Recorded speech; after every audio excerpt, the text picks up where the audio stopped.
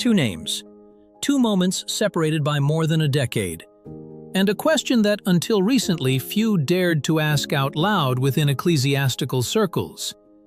Is the same kind of pressure that preceded the resignation of Benedict XVI returning to the Vatican? By the end of this analysis, you will understand why the recent statement by Carlo Maria Viganò has triggered an immediate reaction in certain sectors, and why, beyond interpretations, it raises questions that cannot be easily dismissed. Let us begin with verifiable facts. In April 2026, Vigano, former apostolic nuncio to the United States and a high-ranking official within the Vatican structure, released a public statement that quickly circulated in specialized media and digital platforms. In it, he posed a specific question. Why are figures linked to U.S. political strategy holding discreet meetings at the Vatican at key moments? The immediate reference was the visit of David Axelrod, chief strategist during Barack Obama's presidency. The meeting, according to reports, had been scheduled in advance and presented as non-political.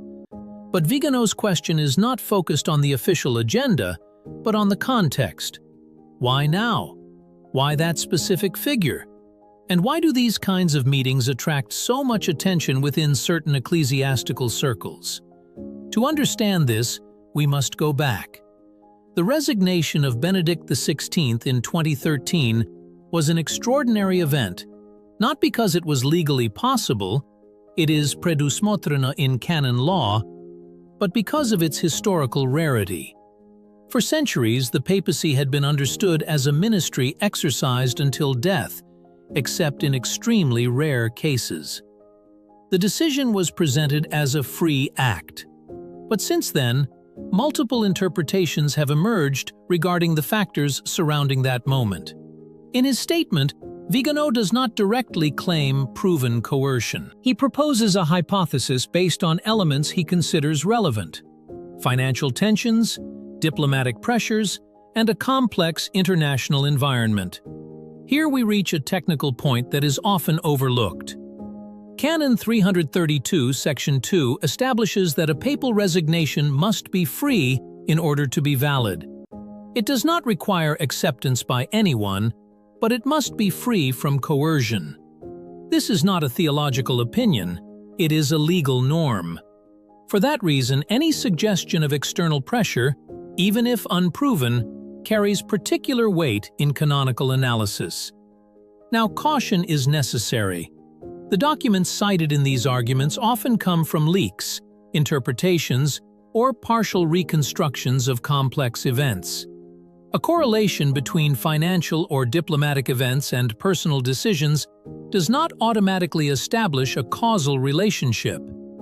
And this is where the debate becomes delicate. It is one thing to analyze historical context, and quite another to assert categorical conclusions without verifiable evidence.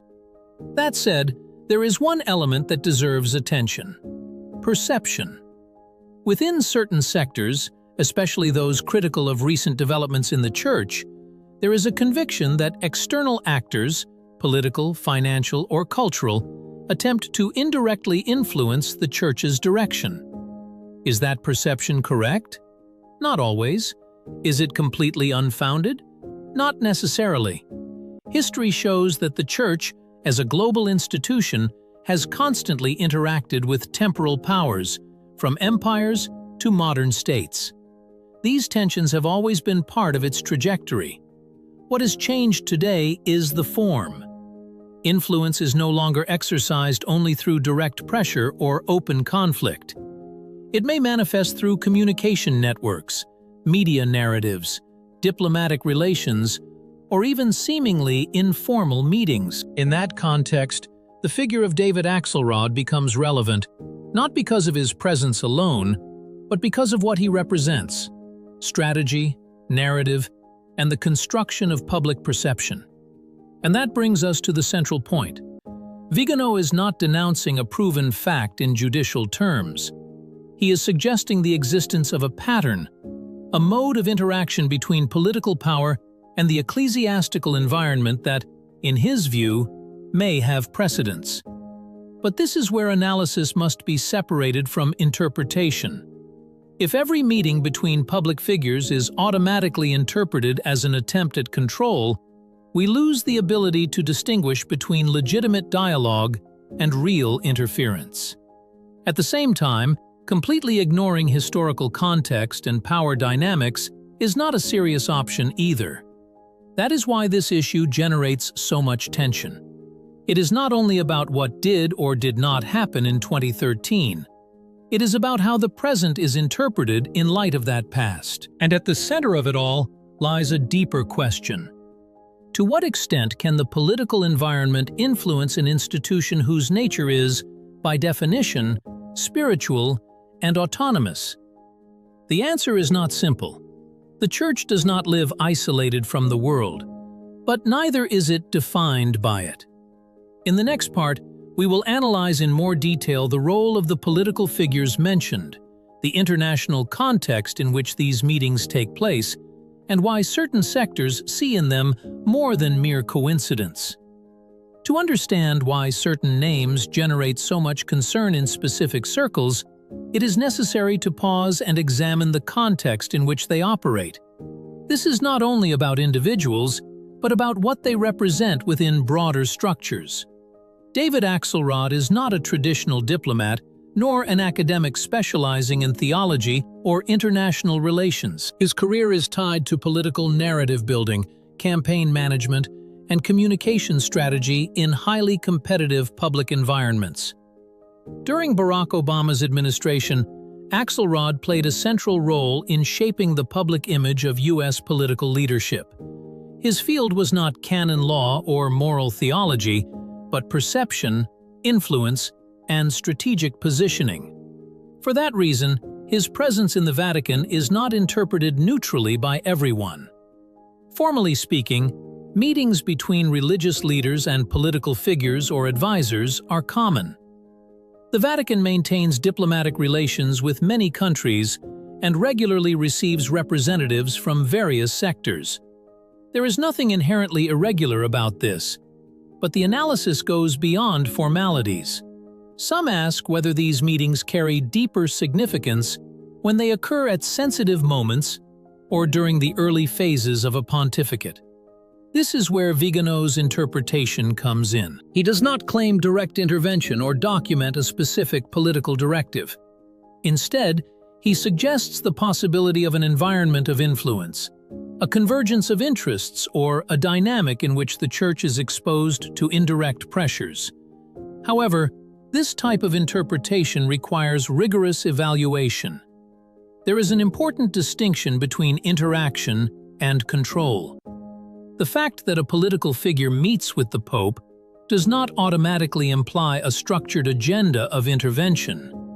Likewise, it cannot be entirely ruled out that attempts at influence may exist in certain contexts. The key is evidence. And this is where the debate becomes more complex.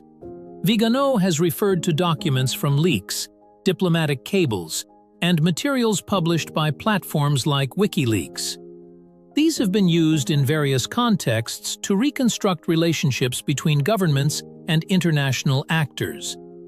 But using these documents requires methodological caution. Not everything in a diplomatic cable reflects a concrete action. Often, it records perceptions, hypotheses, or internal analyses by officials. Interpreting them as definitive facts without further verification can lead to errors. Thus, when discussing possible financial pressure on the Vatican around 2013, it is necessary to distinguish between verifiable data and interpretive reconstructions. It is true that there were financial tensions and reforms in the Vatican banking system during that period. It is also true that the international context involved regulatory pressure on financial institutions. But establishing a direct link between those factors and Benedict XVI's resignation requires more than temporal coincidence. It requires clear evidence. So far, such evidence has not been conclusively presented in the public domain. This does not make contextual analysis irrelevant. It means it must be done rigorously. Because without solid evidence, there is a risk of constructing narratives that may seem plausible but do not withstand critical verification. That said, one element deserves attention: the continuity of relations between the Holy See and global political actors. The Vatican does not operate in a vacuum. It is a subject of international law with an extensive diplomatic network. It interacts with governments, organizations, and public figures across ideological lines. Therefore, the presence of advisors or strategists in specific meetings is not, in itself, evidence of a hidden agenda. But it cannot be analyzed without context either. Perceptions of external influence tend to intensify when three factors coincide. First, a moment of transition within the Church. Second, the presence of figures associated with political power structures. Third, an existing narrative linking past events to present situations. In this case, all three elements are present: an early-stage pontificate, a meeting with a significant political figure, and a historical interpretation connecting past events to possible patterns. The result is an interpretation that, while not necessarily proven, carries weight for certain groups. But a key distinction must be made. The perception of a pattern is not the same as the existence of a proven pattern. Confusing these levels can lead to premature conclusions. At the same time, ignoring perceptions entirely can also be problematic, as it reflects a level of distrust that affects the Church's internal life. And that is the most important point.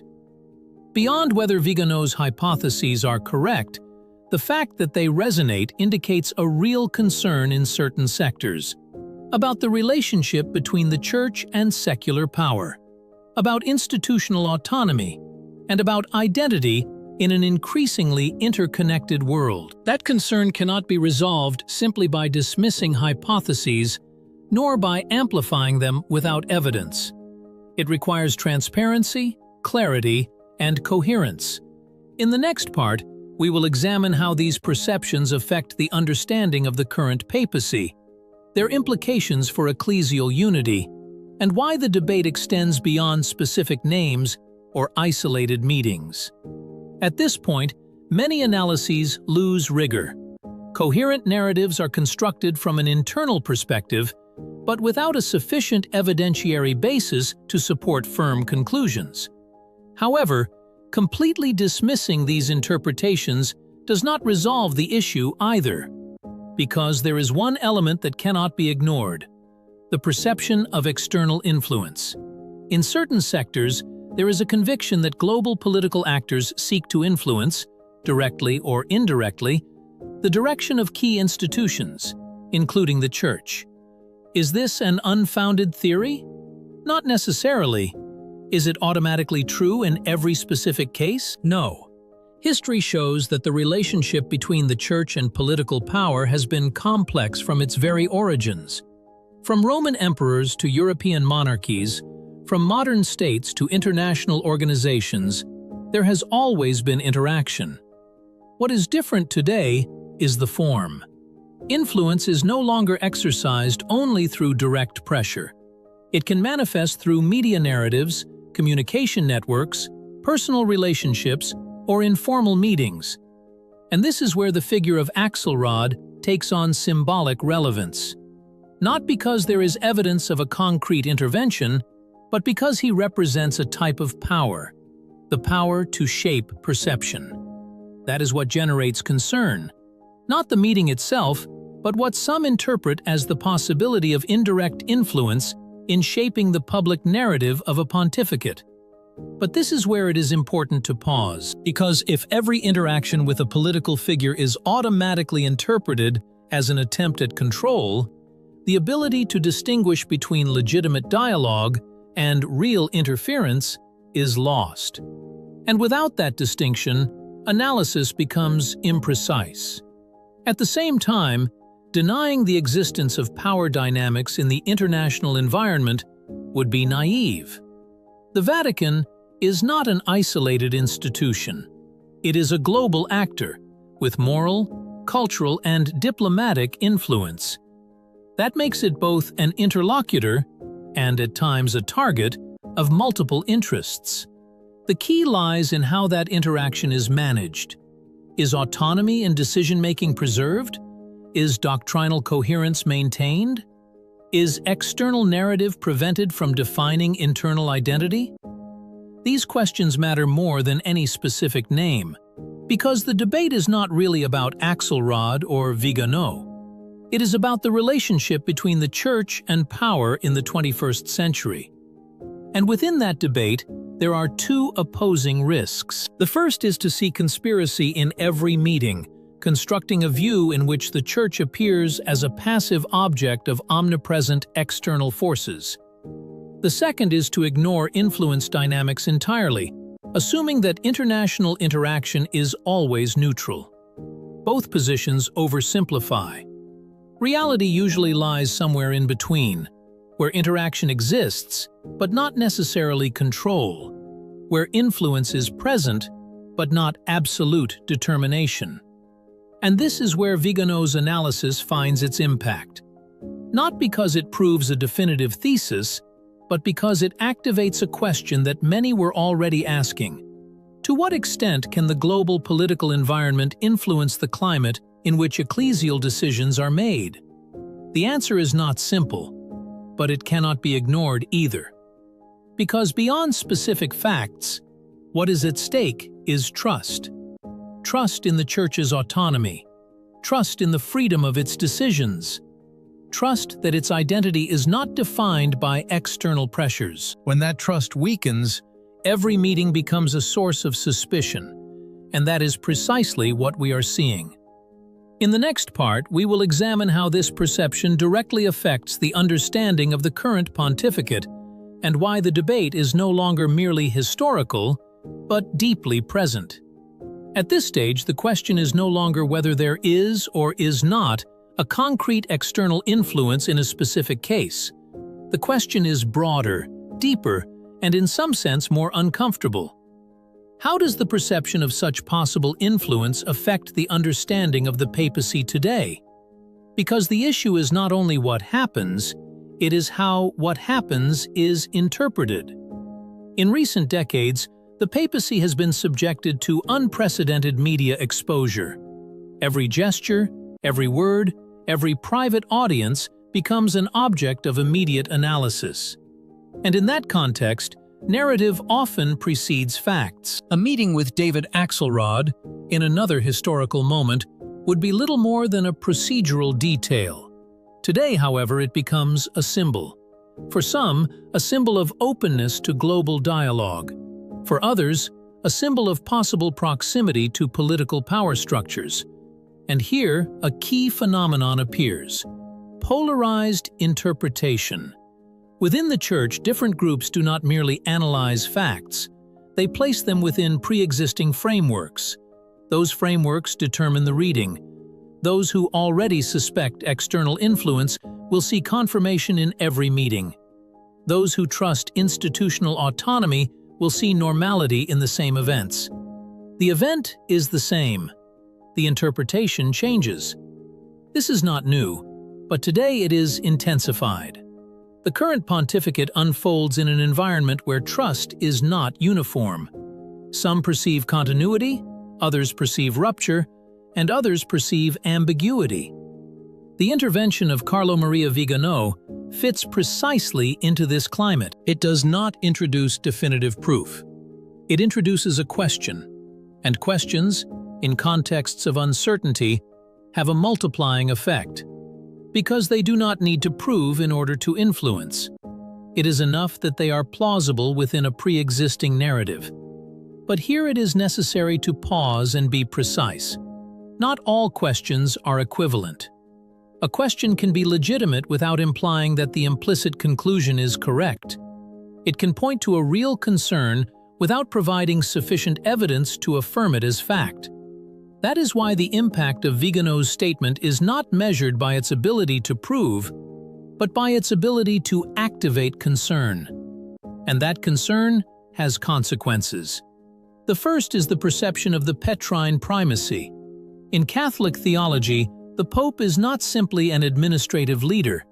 He is the visible principle of unity.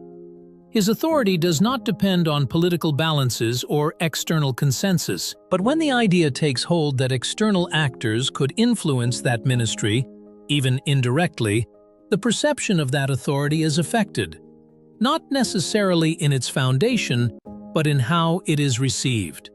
And here a delicate point emerges. Authority is sustained not only by its objective legitimacy, but also by the subjective trust of those who recognize it. If that trust erodes, the effect is not immediate or uniform, but it is real. The second consequence concerns the relationship between the Church and the world. The Church cannot completely isolate itself from the global context. Its mission involves dialogue, presence, and engagement. But that dialogue must maintain a clear boundary. Identity cannot be diluted. When that boundary is perceived as blurred, suspicion arises. Is the Church engaging in dialogue or adapting? Is it influencing or being influenced? These questions are not new, but they gain particular intensity during times of transition. The pontificate of Leo XIV begins in such a context, and its early actions are observed through that lens. When he speaks of unity and truth, some see reaffirmation, others see strategy. When he makes administrative decisions, some see correction, others see political signaling. Interpretation is not neutral. This presents a concrete challenge for the current papacy. It is not enough to make decisions that are correct in themselves. It is necessary to communicate in a way that those decisions are understood in their true intention. Because in the absence of communicative clarity, external narratives fill the space, and those narratives are not always accurate. This is where balance becomes crucial. Too much opacity feeds suspicion. Too much exposure can distort content. So far, Pope Leo XIV appears to favor a style of restraint. He does not respond to every criticism. He does not deny every interpretation. He does not turn every gesture into a public statement. That style has advantages. It avoids overexposure and reduces direct confrontation. But it also carries risks. In an environment where information circulates rapidly, silence can be filled by external interpretations. And when that happens, perception may drift away from intention. The third consequence is internal. Not all faithful experience this debate with the same intensity. But in sectors more attentive to these issues, the discussion about external influence connects with broader concerns: doctrine, liturgy, identity. It is not an isolated issue. It is a symptom of a deeper tension: how to maintain fidelity in a rapidly changing world. Some respond with structural distrust, others with total trust. Neither position on its own resolves the issue, because reality is more complex. The Church interacts with the world, but is not defined by it. It receives influences, but is not determined by them. It maintains relationships, but preserves its identity. The challenge is to make that autonomy visible, and that is not achieved only through statements. It is achieved through sustained coherence. For that reason, beyond specific names or meetings, the central question remains open. Can the papacy maintain its perceived authority intact in a context where every interaction is interpreted as potential influence? The answer depends not only on what happens, but on how what happens is perceived. And that perception, ultimately, is built over time, with clarity and consistency. In the next part, we will address the deepest level of the debate: whether we are facing a real pattern of interaction between political power and ecclesial structure, or a reading amplified by the current climate of distrust and polarization. Thank you for watching this video. Click here to watch another video that might interest you.